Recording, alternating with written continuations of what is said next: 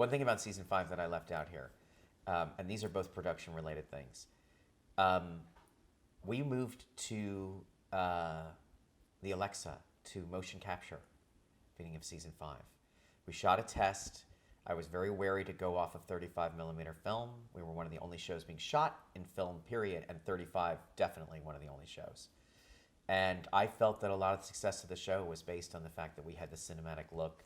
The network was pushing us to shoot on video, which was not even what we use now, obviously. Videotape being very different than motion capture. When we started the show, and Vlad Wolinets at the network, I think I've said this before, but he was like, "We're showing classic movies. It should look like a movie. Let's have some consistency." And really, Vlad's a film snob, like me, and we really wanted to shoot on film. And I asked a bunch of people about this move. They shot a test for me where we did all the things that I remember not liking about video in particular, which are, candles and darkness and newsprint and smoke and mixed lighting. Chris Manley, our cinematographer, is really a master of like capturing daylight and incandescent light and a flame. He can do all of it, and it's very hard to do. Fluorescent, incandescent, and daylight mix all the time in the sets, and very few. You hold up a piece of paper and people are wearing white. All these things that cinematographers usually can't deal with, and Chris is very gifted. And that in the end, that's what swayed me. I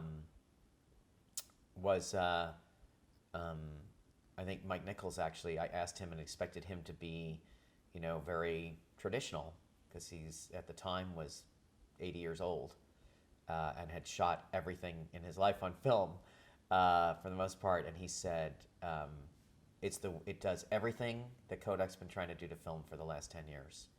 Number one. Number two, your cinematographer, if he wants to do it, you do whatever the hell he says. And because it's, if he thinks he can do it, the show looks amazing, and he's the one who's going to look bad. So. And so we moved to that. So that was a big change. And a big change in how we worked. It allowed us to do more digital effects, which actually increased the expenses of the show in a weird way, because we were able to manipulate. I don't know if it all happened at once, but whatever it was, the budget of the show, even though the actors were now getting paid higher salaries, I got a higher salary, all this money was going above the line, the budget of the show did not change at all. And it was a constant battle all the way down to the finale of the show. So let's talk about moving into season 7. Okay. You had told us last time that you and John Hamm would have like a lunch before the season starts and Yes. kind of hash everything out. I don't know if we'd hash everything out. I would meet with him when I had an idea of what I wanted to do. And I would sort of tell it to him. He was my test case. And then he would weigh in on it. And the funny thing about it is that this started by accident, because he had made this comment when we knew there would be a second season, and Don had this incredibly wrenching moment, leaving his family, being left behind at Thanksgiving. He's like, he's going to be good, but I think he's going to get bored. And I was like, oh, that's a good story. I think you're right. So, he really, really participated in season 3 in particular, where I had more time for whatever reason to spend time with him, and we had dinner in the middle of the season. And that's when he told me that thing that I used when Betty is really, really ending things, of Don saying to her, like, this is all real, Maybe I lied to you about my name, but our kids are real. Our home is real. You wanted all this. What did I do wrong again? Never would have occurred to me. I get so much out of... I feel very lucky that I got to learn so much during the show. Just like about people, and then you just get to use it right away. Having, we always talk about like male writers and female writers. It's like the big conversation in the world, and I don't give a shit. I've fired a lot of women, and I've hired a lot of women. I really pick the best writers based on their material, and it's really hard to find writers that can write the show. You can be a great writer and you might not be able to write the show, or you might not get along with me or whatever. But it was a particularly like female point of view to have it explained to me that when Betty is pregnant, she's never going to be more free. That was a twist to me. I'm like, what do you mean she's pregnant? And they're like, no, like your biggest worry is getting pregnant, and so she can really have sex with a stranger. She's not worried about getting AIDS. It doesn't exist, or I mean, there's VD or whatever, but that is the thing. She drops her kids off. This is, during the season 2. She drops her kids off. She goes shopping. She goes to a bar. And she's doing all these things she could never do by herself because she's a married woman with children, including having sex with a stranger. I never would have occurred to me. Never. I would have thought when you're pregnant, you're the least likely to do it. It's good to know. And then, but I brought that up because John Hamm's understanding of Don is as third person as mine is. But he's 5 years younger than me. And I'm just slightly ahead of him in the life experience. We've had very different life experiences, obviously, in many ways. But we both overhear things and both have thoughts about things. And it's really, when he likes it, it's the best thing in the world. And he always adds something. He always says that makes sense. He loved the fact, because we had 2 separate ones. I mean, I told him the whole season, and he knew the ending for a long time. He knew the very ending for a long time. I thought of the ending right around the time I did my last interview, actually. I pitched it to the network that it would end with Don on a bluff when I pitched the show to begin with. That it would end with him on a bluff in California at an ashram or something in the midst of some kind of meditation. The Coca-Cola ad part of it, it's so weird to say it out loud. We had to keep it a secret for so long. That I thought of when it came to me in the middle of the negotiation, actually. It was just something that, like, I was in my office, I was writing a play to sort of pass the time and not be focused on how negative it was. Anyway, so he said, oh, Bert Cooper dying, that made sense to him, and I told him about doing this song and dance and about this hallucination, and he got like emotional right there, because we know Bobby for a long time, and he's such a character, Bobby Morris I'm talking about, and he's such a legend, and yet he's also like, he is a little bit like his persona. I don't mean Bert Cooper. Bert Cooper is a dark character. I heard someone describe him as like gentle or something. That guy is like a titan of industry who like worships Ayn Rand and is like, what does he say? Kill or be killed, eat or be eaten. That's how I was raised. I mean, you know what I mean? He's a hardcore, like mid-century, like American titan of industry, Republican. Would have gravitated into anything that preserves. I guess he's sort of libertarian, but he's really fascist. He's a fascist. So people forget. I'm not even saying. So. But Bobby is a playful, dad, and like, he's childlike and fun, and he's been in show business longer than most of us have even been watching show business. So there was like it was on many, many levels. And we resolved at the beginning of season 7, no matter what the story was going to be, that we were going to try and appreciate it. And I started actually with a party here at the house where I showed with the series regulars, except for Kiernan was not there because I knew that it was not appropriate.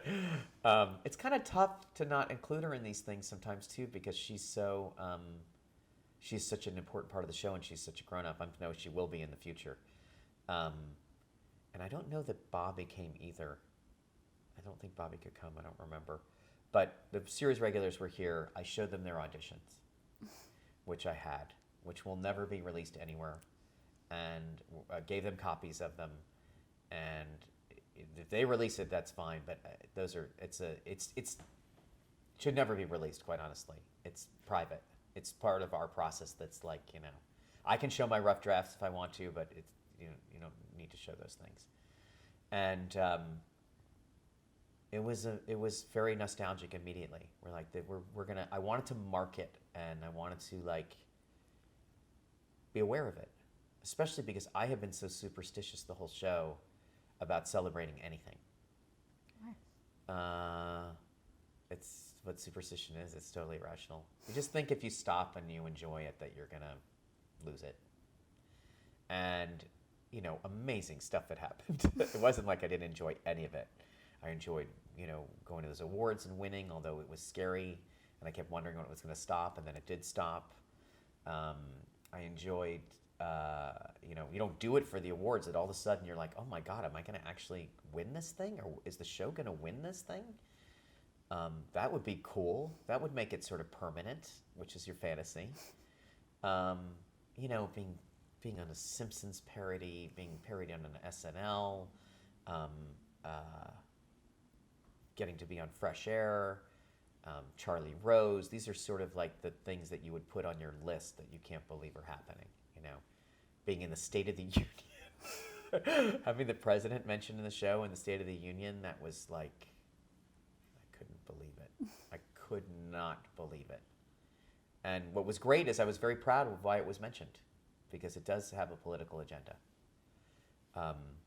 which I don't know is always clear to people. I mean, it's not my job, to give a message, but I definitely wanted to acknowledge that things had changed, and that these women were pioneers, whether it was deliberate or not, that they put up with a lot, and the loneliness of the men as well, that those men sacrificed quite a bit also. Were not expected to have any integration into their family. So talking to John was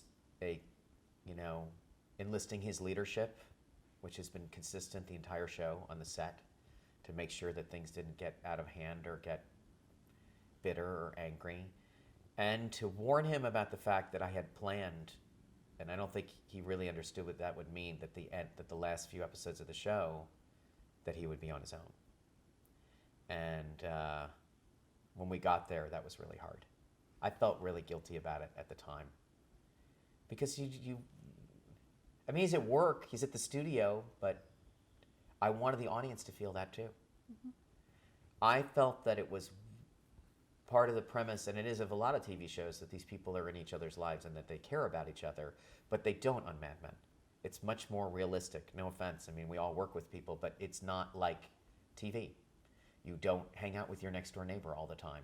You don't move in with someone that you work with. And I thought that by sort of breaking up the band, we would get to see that these people really did know each other. And that Joan really would go to Peggy to get help. And that Ken would go to Joan to get help. And that, Pete and Trudy could be reunited because, their relationship is real. Don and Roger's relationship is real as the band is breaking up, So that was it. And so explaining how the seasons would have this time jump in the middle of them. But the novel thing that we did in terms of the storytelling, and I've said this in public and I really believed it, that after all of it, splitting up the seasons was actually a creative boost. It was nice to have a new challenge from this 13-episode thing that I had done every possible way. We had done it every way. We'd had the finale be the climax. We had episode 9 be the climax. We did some seasons that were sort of shaped like this in terms of the climax, and so I can't even. Some were nothing. I feel like season 6, despite all the drama of season 6, we literally every single story thread goes to the last 30 seconds of that episode, and it was hopefully a big payoff.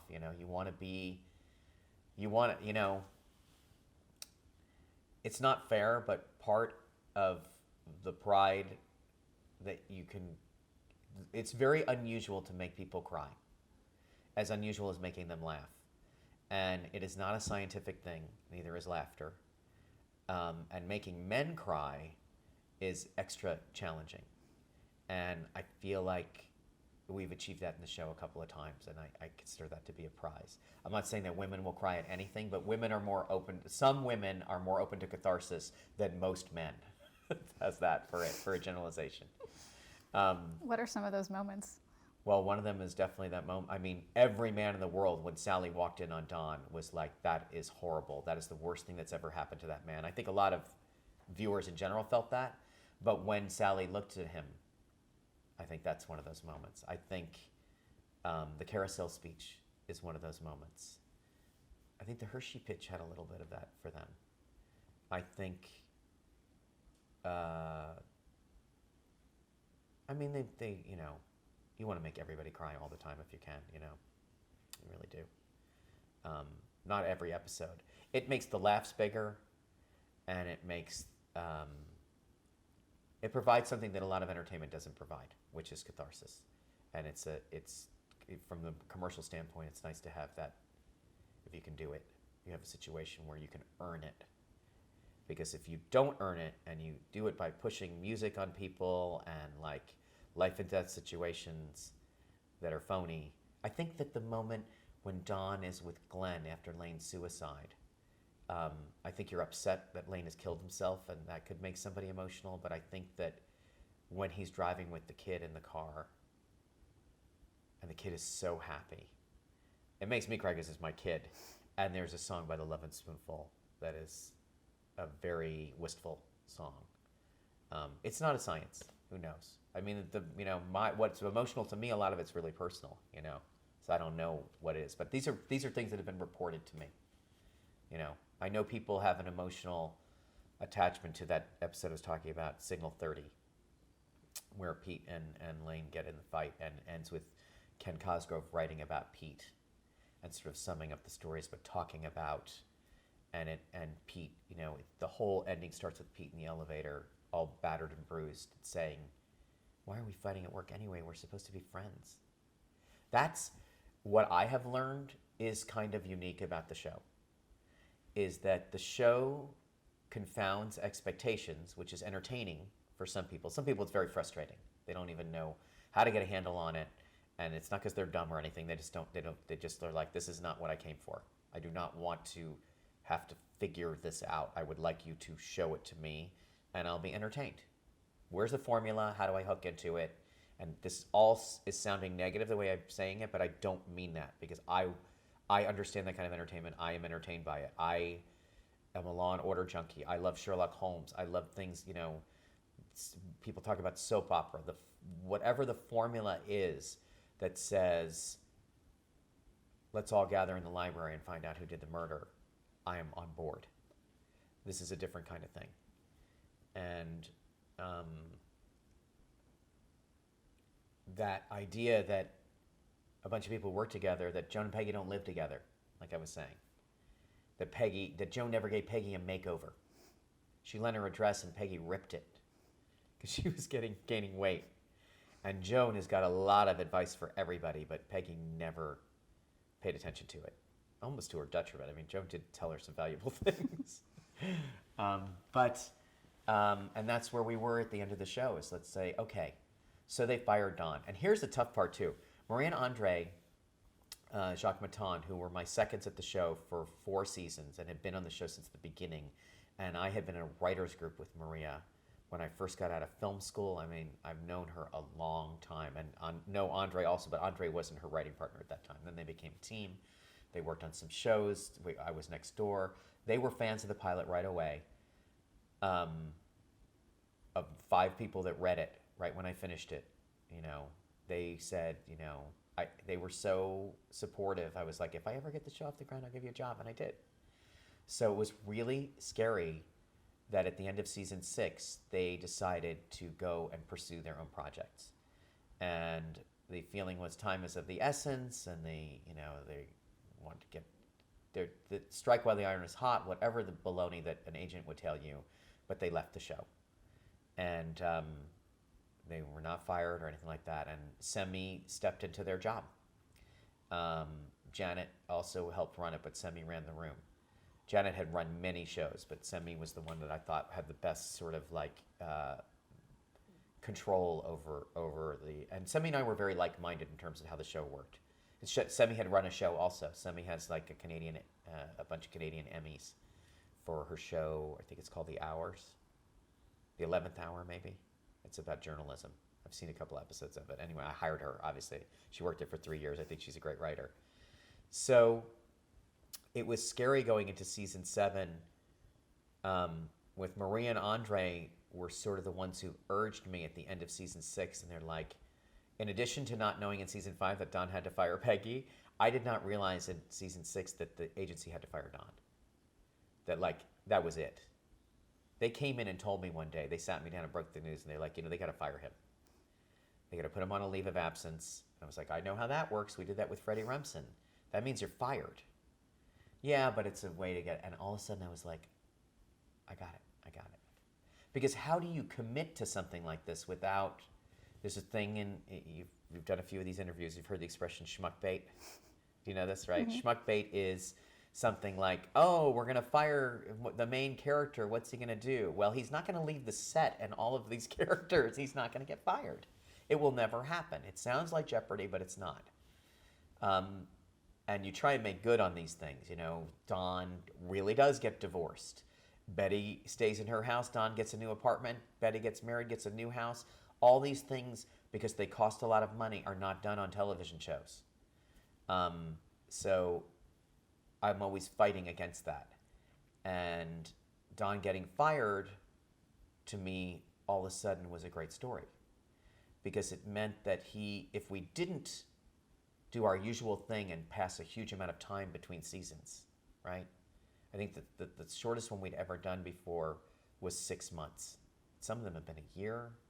They've been huge time periods between when it ends and when it doesn't. And I don't know if I've mentioned why I do that. Please. The other story is over.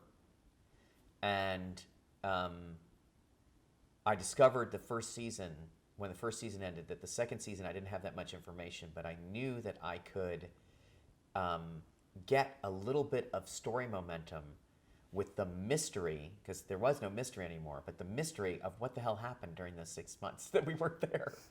And it also allowed me to sort of head towards my plan, which was to cover the whole decade in 5 or 6 seasons.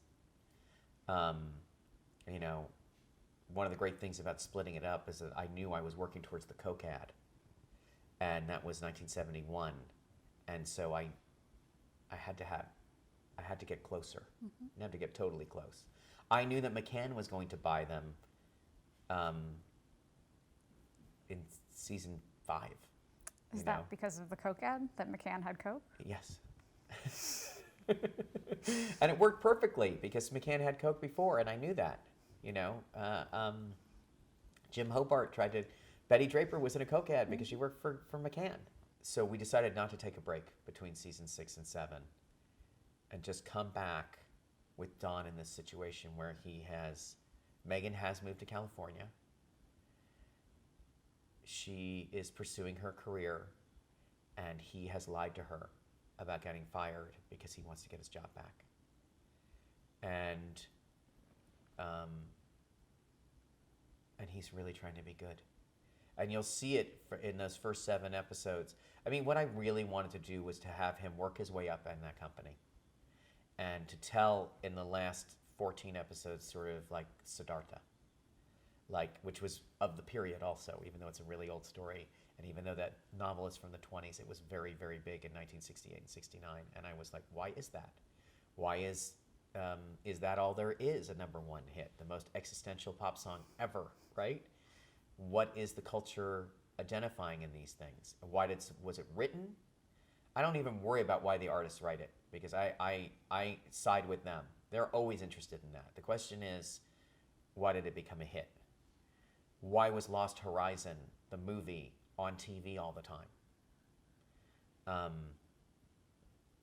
Lost Horizon is a book that was written right before World War II and then made into a movie right before, like a year later, that is about a cataclysmic cultural event happening where there's a war and everything of artistic value and the culture is destroyed. There's a threat of that coming, but there's this place, Shangri-La, where everything's going to be preserved. And you live forever. And they'll save the world's music, they'll save all the great art, they'll save everything. That's what that story is. And why did that guy write that right before World War II? because he was watching Hitler on newsreel every day. um, and I feel like that's a little bit in the most cliche form of the story of that decade, is that you go from this. One of the books I read when I was working on the pilot, and that subsequently when the series happened, is called The Lonely Crowd. It's a sociology book that was probably like one of the most popular sociology books ever in terms of like regular people reading it. It's hard to read. I think people bought it, but I don't know. And it's got a great title, but I don't know if everybody understood it. But what it basically said was, we were going from being outward directed to inner directed to outward directed, and that our relationship with the community, people, this theory that people come home from World War II, the soldiers, and they want privacy.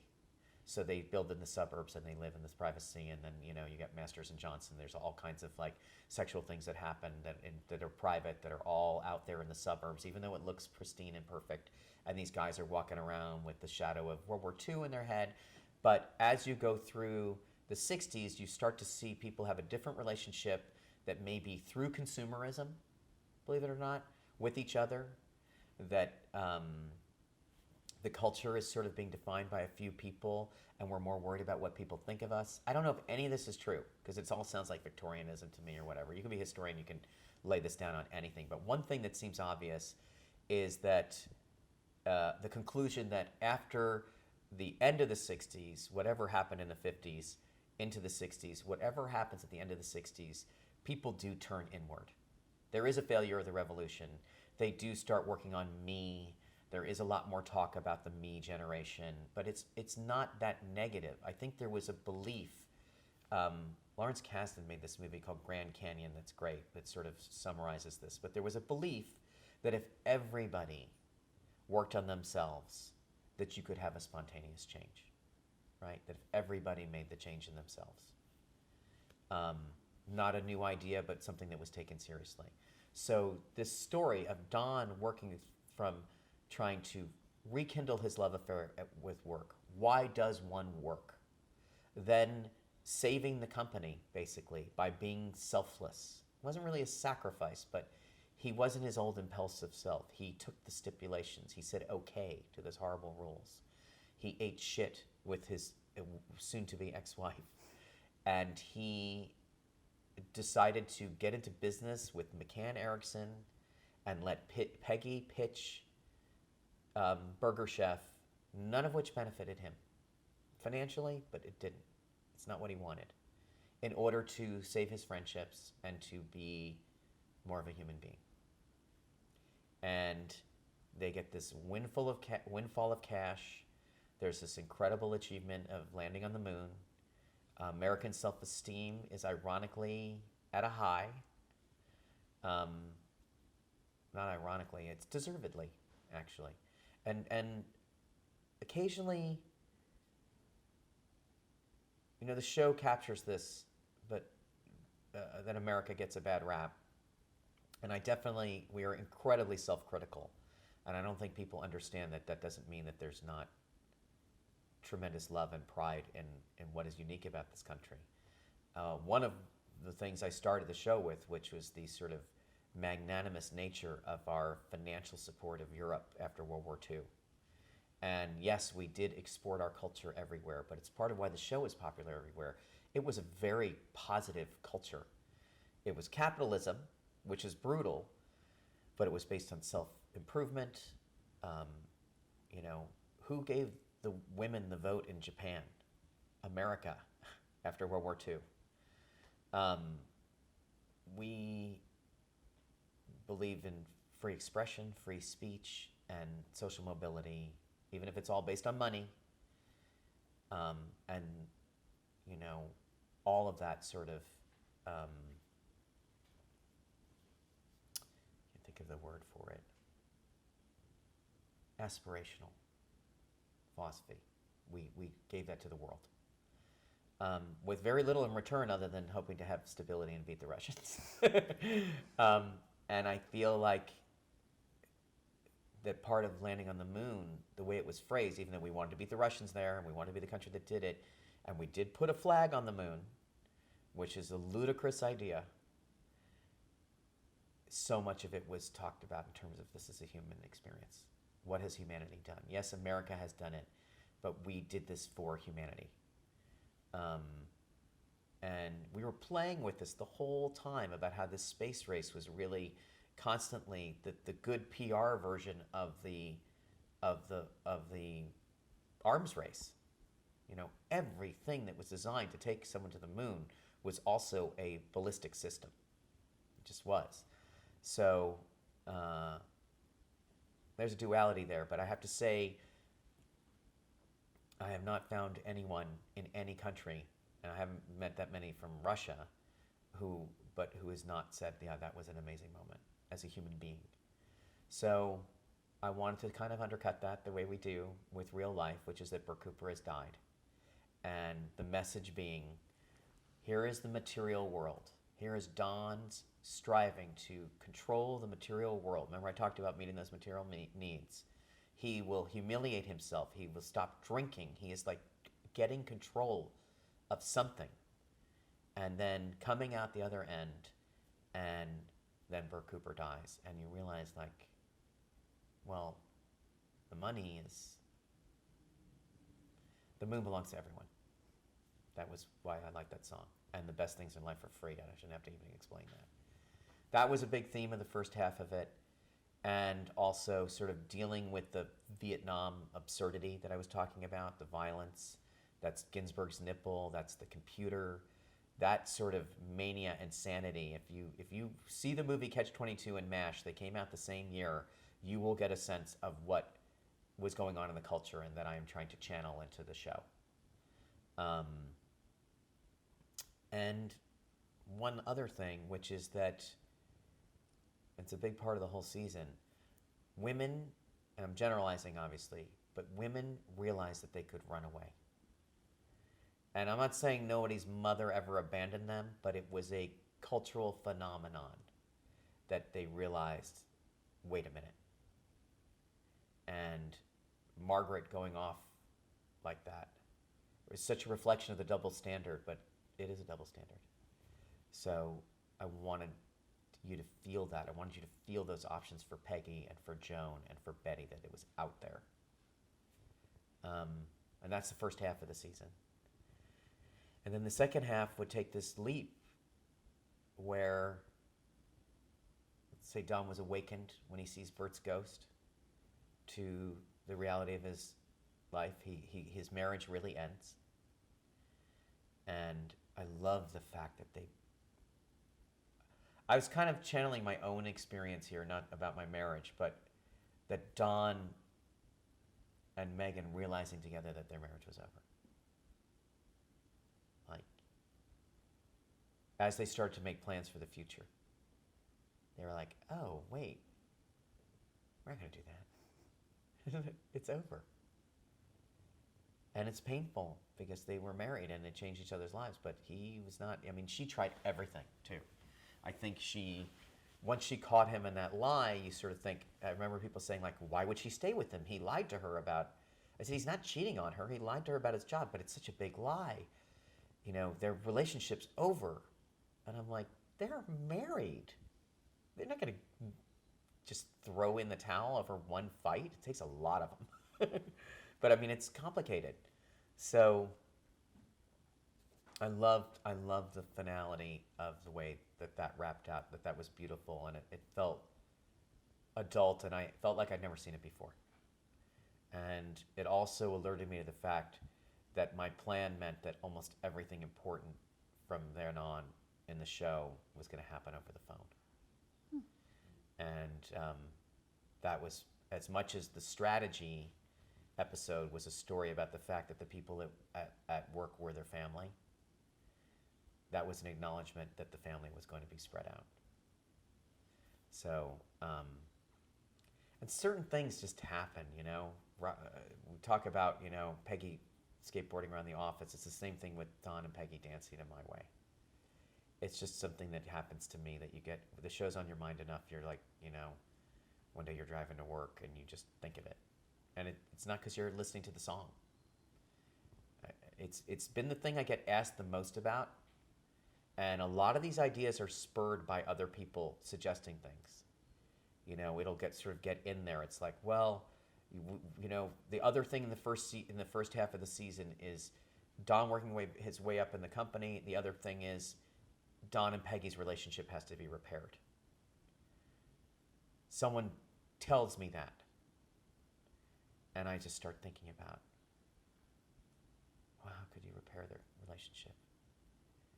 Well, we know he's going to work for her, and that she's going to enjoy that, and she's going to be a little bit vindictive, and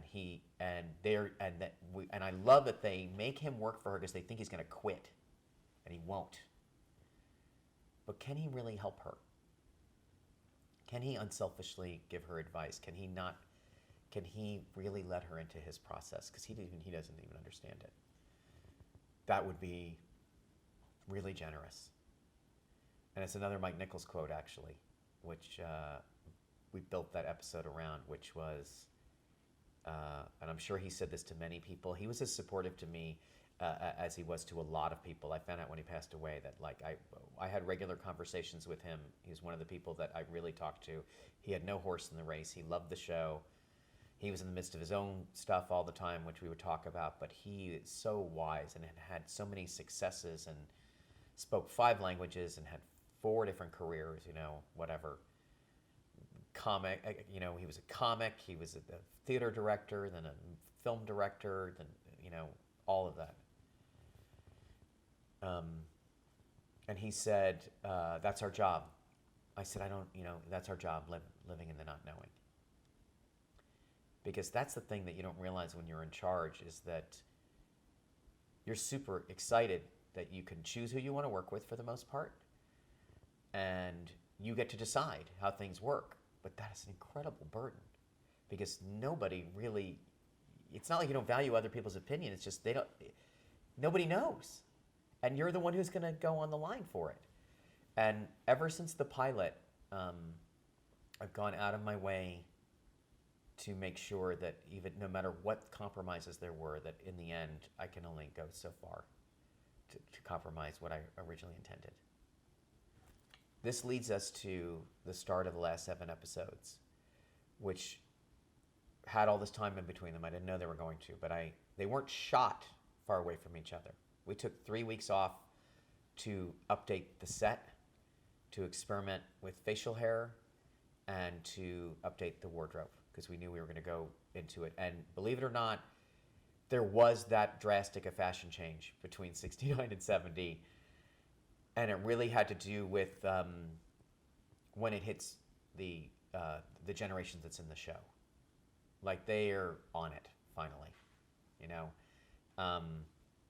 Everything had been very gradual. We'd had the advantage of doing things gradually, but this is where you start seeing the pictures, and it's not the ads. We always use home movies and stuff where you see every man, a lot of men over the age of 30, 40 with mustaches and sideburns and the dry look and scarves and, all the stuff we identify with the 70s.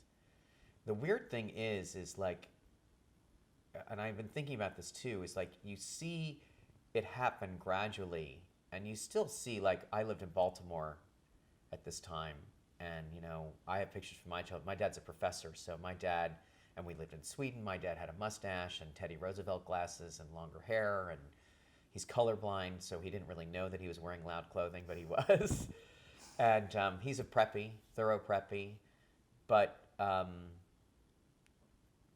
you look at the Civil War and what was in style. George Custer, just sideburns, General Burnside, all of these things. Lincoln. You look at how long the hair is and the facial hair, and then you see it disappear. And in fact, if you look at like reunions for the Civil War in the, with the last survivors that are in like the 1920s and 30s, the old guys are the ones with the long hair, right? Bert Cooper has a goatee from the beginning of the show because he's from, whatever his style froze in the 20s. So it's fun to sort of like acknowledge that. And I don't think they're goofy or unattractive. I just felt they would be that way. You know, it's the way I remember in my childhood, and I say Baltimore might be a little bit behind, but in 1975, when I was, when we moved to California, um, I can show you a yearbook, but every teacher had a mustache and long hair by 1975, whatever. All the authority figures, you didn't have a president with a mustache, but and then you had Reagan, and you had the whole thing move back. But anyway, so I wanted to start the season with this time jump and say, here's Don, and he is living the life that we always wanted to see him live. He is in that swanky bachelor pad. He is having relationships with stewardesses and all of the sort of cliches of whatever goes with Mad Men, right? This swinging bachelor life of drinking and parties and Carnaby Street and, all of that stuff. So, of course, and using that song, which was a hit in the late 60s, in 1969, Is That All There Is? You're basically asking the question, here's a man who has everything, at least by the audience's standards. He is living the fantasy life of a single man in that period. And I know that he's going to start in the 70s, right? And I know that this thing's going to end with him doing the Om. We all know that. So we tell the story of that we already set up, that they sold out to McCann, and they knew that McCann would eventually swallow them. There was an agency named Marshock that, believe it or not, was in the Time Life building, one floor above our fictional agency. That's why I didn't really lean on it too much. They were actually in that building, and they were an arm of McCann Erickson. The same way that we talked about the agency that was Campbell Ewald, that was like an arm of General Motors. Like they there's no law about how an agency works, and they don't really need independence. So McCann, we told the story of McCann closing its grip around it. And what we wanted to do was kind of take Don on this journey. I talked about Siddhartha. Let's really start taking things away from him. Let's really give him avenues to improve his life and show why they don't work. Here he is, he meets this waitress. First of all, what he really wants is he wants Rachel Menken, the one that got away, the life not lived.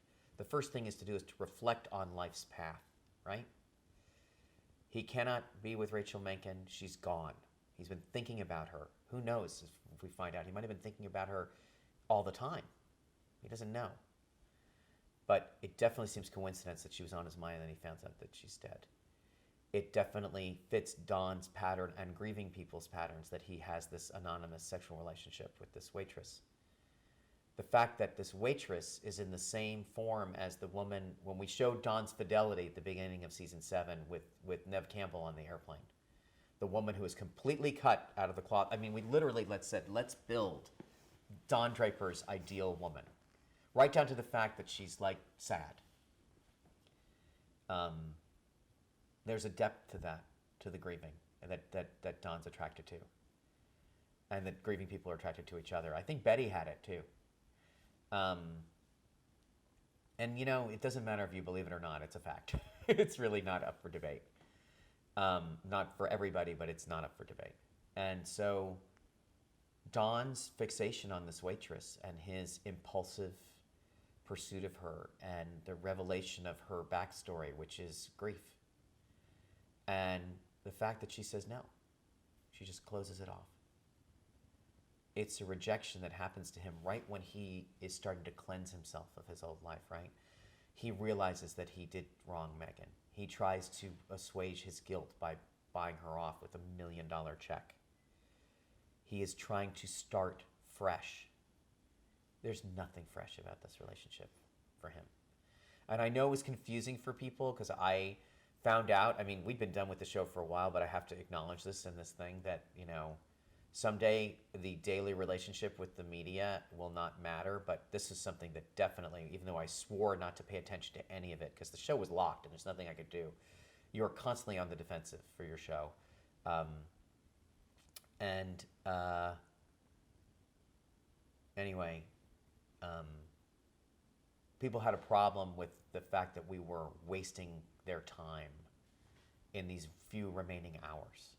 And that just was like stunning to me. I was like, just like, give us a chance. There is a point to this story. And it's an interesting story on its own. Oh, yeah, no, it's really interesting. If it was a regular season, I'd be interested in it. But I mean, you only got 6 episodes left. I'm like, so what's supposed to happen? Like, what do you want? Oh, you want to see like Don and Joan sleep together. And then that doesn't work. You want to see like everything you ever fantasized would happen on the show. I'm not going to do that. I'm trying to maintain the reality of the show. I'm not just turning it up to 100 so that you can, get your fantasy season of Mad Men, because now that it's over, in fact, the weird thing is the last few episodes of the series matter the most in a way to keep the tone consistent, or it will destroy what you felt all along. That was my feeling. Like, I don't want to just like go into some weird thing, just to like satisfy that. There were things I was curious about, and there's, we don't deliberately not resolve things. We pay attention to what we think is important for Don. So that story of knowing that I wanted him on the road, knowing that I wanted him to shed his identity, knowing that I originally thought the waitress would happen out on the road, and Semi said they're like, that has to be part of the reason he goes out on the road. And also, it's like, how much do you really want him by himself? It really ended up being like 2.5 episodes.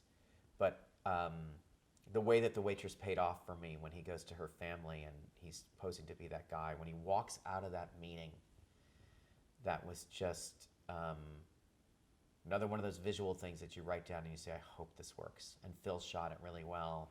The special effects are really good with the airplane, with the we've heard Don talk about the fantasy of going on an airplane when they had Mohawk.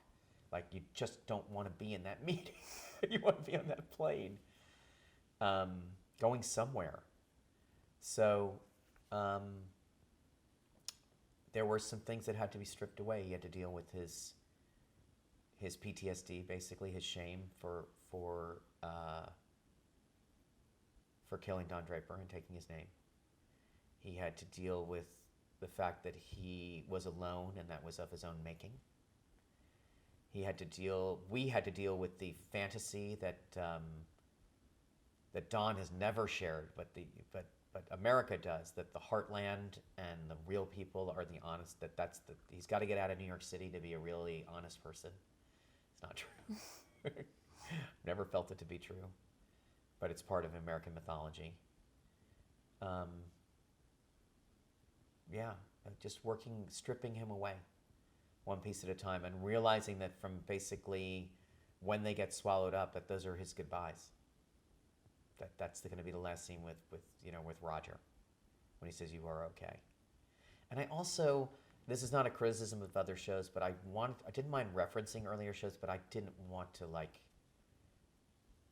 whole ending to be some reference to the beginning. Now, I had read that you actually didn't tell the actors what their final scenes were going to be with other actors. Why? I didn't want it to influence their performance. And I don't want to have a big to-do about it. I mean, I thought that Megan was going to have one more story. We had a little thing for her when Don was in the California at the end, was near California. And I realized, and the room told me, they're like, this is Jessica's last episode. And I said, well, let's have our goodbye. And if we're wrong, we're wrong. Like Aaron Staton, Ken Cosgrove, he had more than one goodbye party, because I wasn't positive that he was going to be in the finale, because we hadn't come up with a story yet for how Joan would get into the business thing.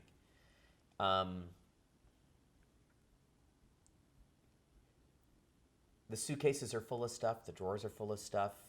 The clothing is period. The ties are real. I don't like people having phones in their pocket. I have a different perception of what an actor can do than what an actor can do. And I believe it helps. I believe it helps to keep it real. And even when we were actually shooting the last scenes with like Joan and Roger on the last day of shooting, was like Joan and Roger's scene in the finale, Sally, and the grilled cheese stuff with Sally, and then Sally and Betty. Um,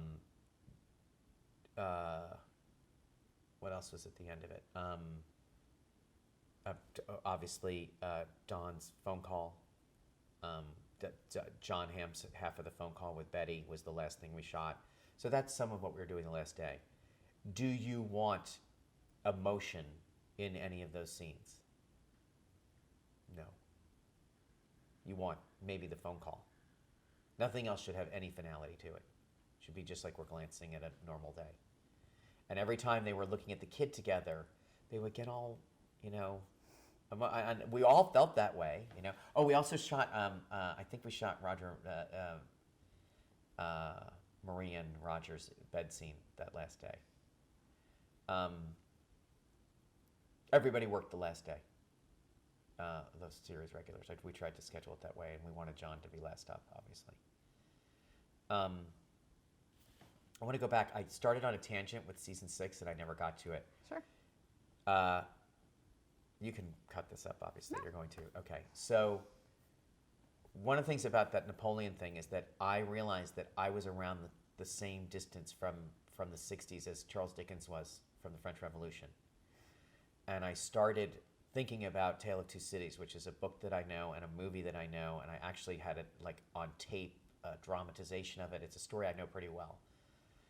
It is very much like a TV series, and it's the best TV series ever, episodic TV series. But what I really loved about it is that the two main characters are identical looking, and they actually switch places, and one of them dies for the other one. And reading it again in the context of this revolution that went on in 1968, I started saying oh, why does a writer write about twins or identical? Oh, they're two halves of the same person. Obviously, it seems obvious now. And they were two halves, and so I decided to make Ted Chaw Don Draper's better half. And there's actually an episode called The Better Half. There's so much stuff about twins. Megan's got twins on her soap opera. She's playing a good twin and a bad twin. I just wanted to use it everywhere to sort of suggest this idea that there was a good Don and a bad Don. And Don, the same way that Sidney Carton looks in the mirror in the movie and in the book and says, I look at this man and he has the same face as me. I hate him, right? He hates himself. And in the end, he makes the sacrifice, right? Where the young guy where the guy identical self, who's an aristocrat but has better politics, gets the girl, and he actually dies for him on the guillotine. And the ending of Tale of Two Cities was inspiring then for the whole season. Not dying on the guillotine, it's what is said after the famous line, it's a far, far better thing I do than I've ever done, right? Dickens talks about, and I think it's why he wrote the book, besides the fact that he was like a history junkie, and also was fascinated with French Revolution, and also there was a lot of crap going on in Britain at that time, which is sort of why I'm writing Mad Men anyway. Is we've had a lot of upheaval in the last 7 years, believe it or not. We don't know it because we're in it. Certainly had a lot of change, and the ending of the book is he writes about how one day in the Place Concorde where the guillotine is, there'll be flowers growing. And that little girl, the descendant of the woman that of the woman that he loves, that this man's going to have a child with, will be walking there, and everything will return to normal. Because history is bigger than this, and human life is bigger than this. And that's the story I wanted to tell. So that was the inspiration for that scene with Don and Sally. It's like, flowers will grow here. Does that make sense? Mm-hmm. So what else did you want to? So that's why I didn't tell the actors their last scene. It's destructive to the creative process in my mind. Mm-hmm. They probably could handle it, but I was finding that they couldn't. And they kept coming out. We had this almost like it's like a tradition, like it's just like a routine that developed, where I said it was like running a hospice. I would get to the last thing, the last setup, all the actors that were there, and they were all there, even if they'd stopped working days or weeks before, would come to the set and stand behind the monitor, And then I'd go in and I'd say to the actor, do you want another take? I have everything I need. And they'd be like, and I'm like, I'm going to check the gate. And that was it. And it was, for me, I don't think it was as emotional as it was for them, mostly because I had to keep my shit together because I was directing. And also someone has to be an adult. John was having a really hard time, John Hamm. It's the most emotional I've ever seen him. I mean, he's an emotional person. He's an actor. He's an artist. But it was a thing where I could actually feel with everybody just this kind of like, nobody wanted to miss an opportunity to hold on to each other. And,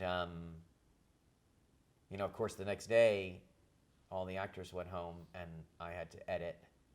And I went on a vacation for a couple of days, for like a week or so with my family. And I came back and I worked until October, and then I moved out of my office in December. So there were so many goodbyes. I mean, it was much more emotional for me finishing the last script with Carly, or having the last day in the writer's room, or packing up the writer's room after the writers left, because I would still see them, you know, than those last days of shooting.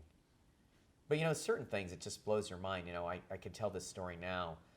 Kiernan, in the episode, you know, I directed the last two, so these last 7 or 8 weeks are basically Betty's cancer, Pete and Trudy's being reunited, Don and the Legionnaires, you know, the Foreign Legion, Don's confession, and then turning on him, and the kid, giving the kid his second chance, Don Draper 2.0, whatever. And then equally, then the very ending of the show, you know, Don finding out, everything, all the way through the Big Sur and you know, our Esalen type place, which is not Esalen. It's a Esalen-like place. All of that was like being tempered with the reality. I wanted to channel the feeling of the show ending through the end of the show. And those scripts had to be done early. So the writers were done, and you sort of get thrown into production, which I love doing. But anyway, the reason why I brought this up is because Kiernan, in the scene where she has to comfort Henry, you remember that Henry comes and tells her he's being a politician, he's being a dad, I'm going to solve this thing, I got to fix it, your mother won't listen to me, I'm breaking her confidence because you're going to talk her into it, we'll persuade her, and then he breaks down in tears, and Kiernan is supposed to comfort him. And she was always sort of doing it kind of like sweetly, as you might expect, with human emotion and empathy. And I said to her, have you ever seen your dad cry? And she's like, no, never. And I said, just imagine, what would that be like? And she goes, it'd be weird. And I'm like, okay, let me see that. And so she did it, and she totally had this thing of like, right? Mm-hmm. Then when we did her last scene, her parents were there. And I was standing behind her when she would give it, you know, they would give a speech, and then I would give a speech afterwards. This is the routine. And so she was giving her speech, and I see her dad right in front of us, and he's just